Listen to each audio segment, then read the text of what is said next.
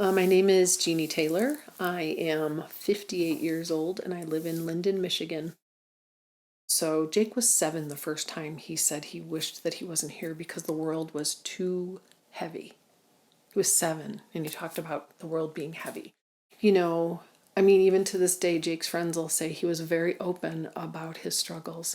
And he was also, this is going to sound strange, very open about the fact that there would come a day when he wasn't here anymore. And he was very open with us about that. He'd say, Mom, there will just be a day when I just can't be here anymore, and it's so while it was shocking that he was gone, it wasn't surprising, right? We knew that it was coming. We weren't surprised when they called us and verified for us that he was gone.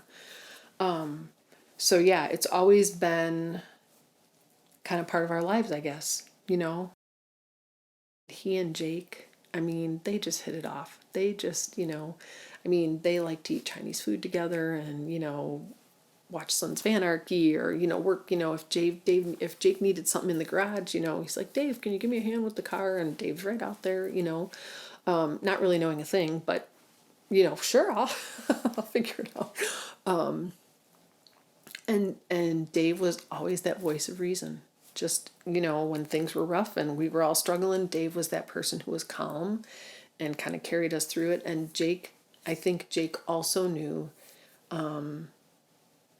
because Jake would always thank Dave, because you loved my mom.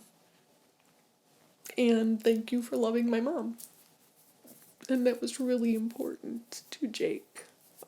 Jake always looked out for me, and I think Jake knew that when he was going to leave, that Dave would always be here to take care of me. But I will tell you that since Jake died, in this great big community that now we're entrenched in, it's huge, and they'll talk about it all the time. We do an annual event, an annual memorial event for Jake, a big weekend event in Wisconsin where the kids all come with their cars and they drive, and it's called Rio Bash. Jake's nickname was Rio. So it's Rio, it's like, Bash is like the big party, it's Rio Bash. But they all come with their cars, and whereas most drift events are a little competitive and you only work on your own car and you do your own thing with your team, Rio Bash is like the Woodstock of drifting. It is all about love and good vibes, and everybody helps everybody else. And if you get a flat tire, there's like 15 people. Our action is the check on your friends action that we really do put ourselves fully into, not only via social media, but through events and through our outreach to people who are struggling, or vice versa, people who reach out to us to be involved in that.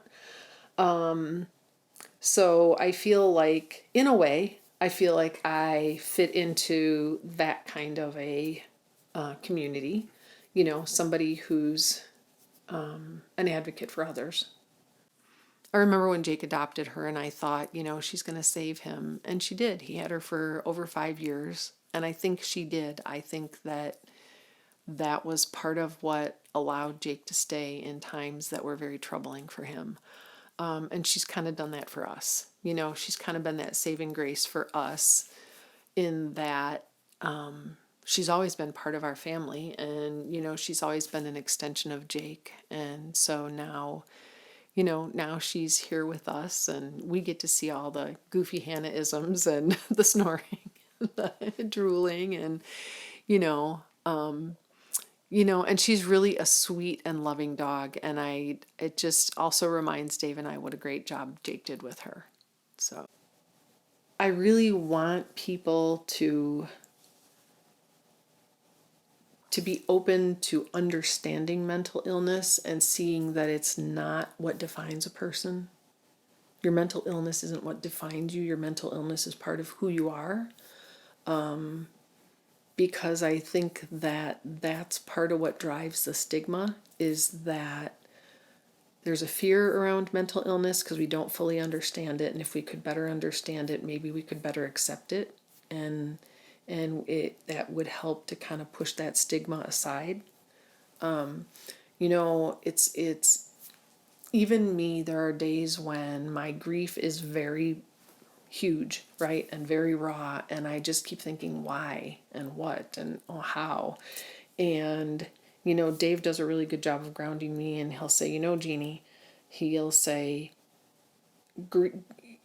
mental health is really no different than cancer if you think about it that way. They're kind of like on a parallel plane, right? Jake didn't have any control over that. It was a chemical imbalance in his brain that, it's not like you could just cut the tumor out and throw it away, right? It's there. And, we tried medication, we tried therapy, we tried EDMR. We tried all those things, but like cancer, at some point, you know, it's like that cancerous tumor that just can't be controlled anymore.